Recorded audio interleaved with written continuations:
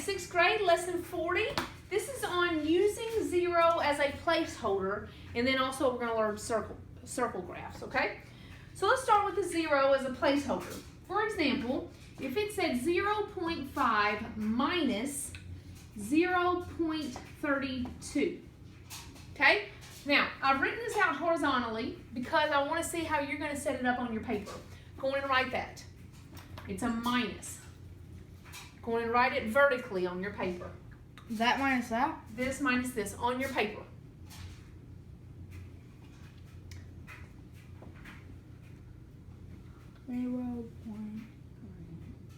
Perfect. Okay, he did it exactly right. You're going to go 0.5 minus 0.32. Now, he did it exactly right. He lined up his decimals perfect because we're not doing multiplication, so we have to line up our decimals. Okay? But look here. We have a tenths, and we have a hundredths, but no hundredths here. Okay? When you are subtracting or adding numbers, you have to have something in every spot that you're working with. Okay? So what are we going to put here? A 0. A 0. Perfect. Okay? And that's important because, let me show you what it would look like if we did the problem in another way. Now, we're going to look at this in just a minute. Okay?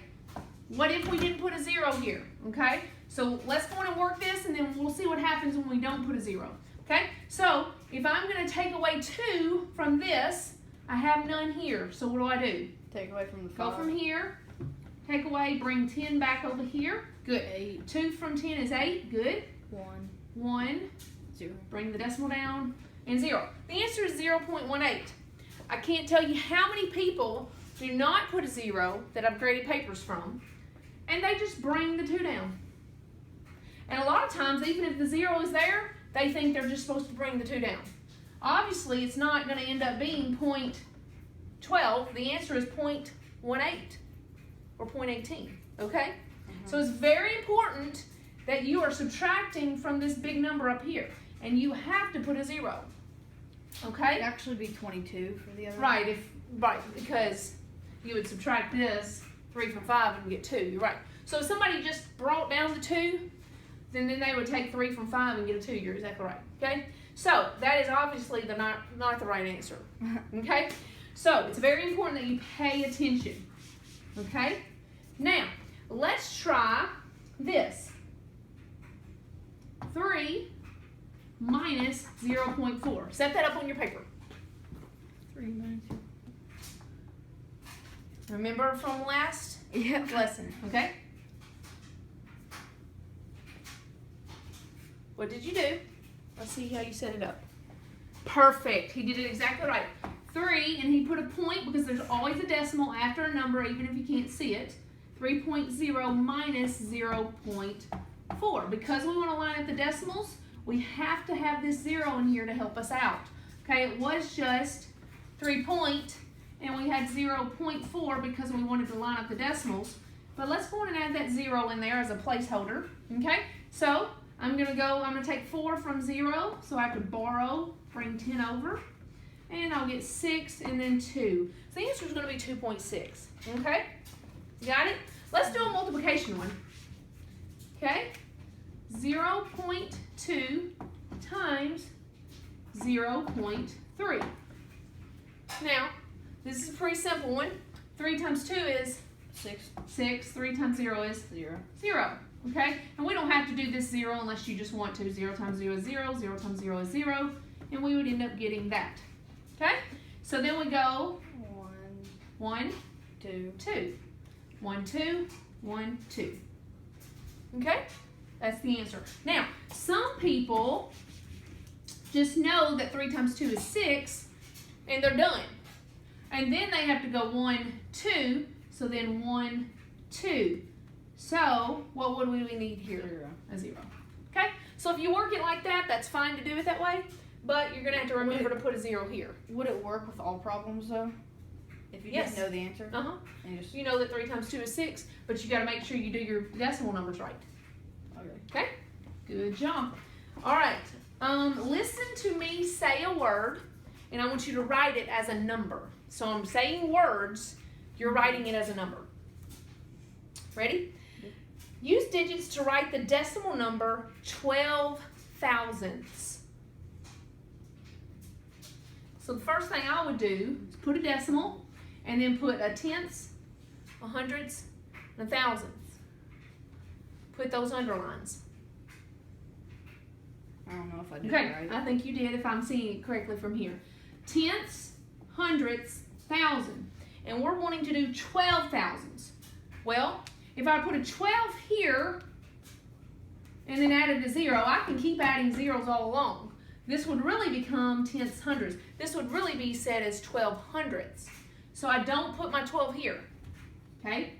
Which I saw that you didn't, so good job. So tenths, hundredths, thousandths, I put a 12 here because 12 thousandths is the last place where the number should be. So what should I do here? 0.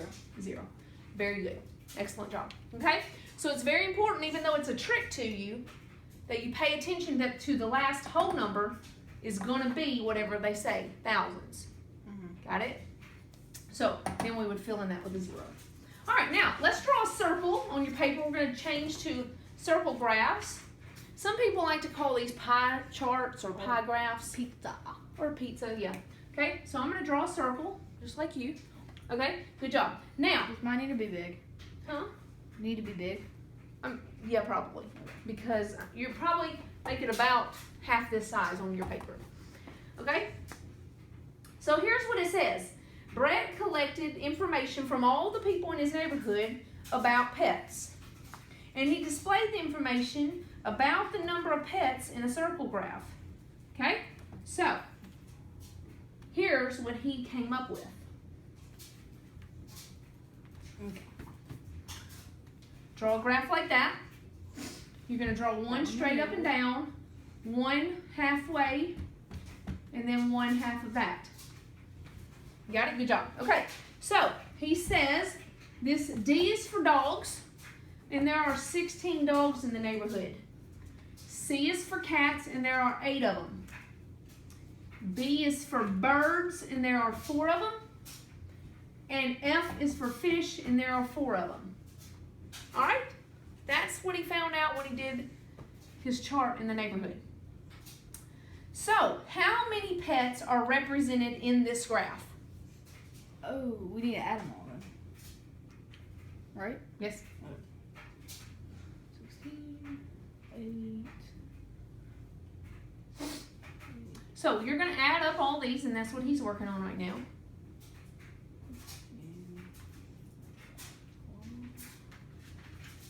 32. You're exactly right. So, he added 16 plus 8 plus 4 plus 4, and the total number of animals is 32.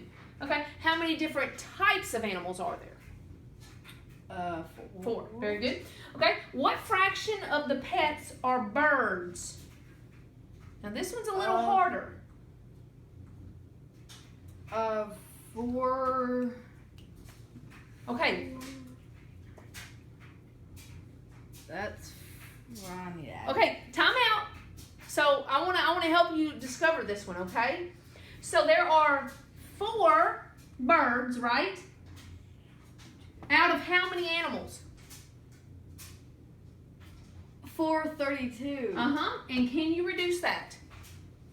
Yes. Yes. 4 will go into 4 one time. 4 will go into 32 8 times. Yeah. So there are 1/8 of a fraction of birds. 1/8 of them. Okay? Another way you can visualize that is watch this. Watch how I break this up.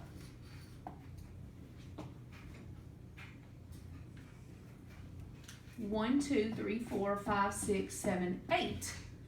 And this is one portion of it. See how we did that? The cat had 2 portions, which would be 2/8, which is really 1/4. We'll learn that another time. You don't have to actually get that. This one is 1, 2, 3, 4 out of 8, which is really 1/2. See that half? See that? Remember, that's what dogs was?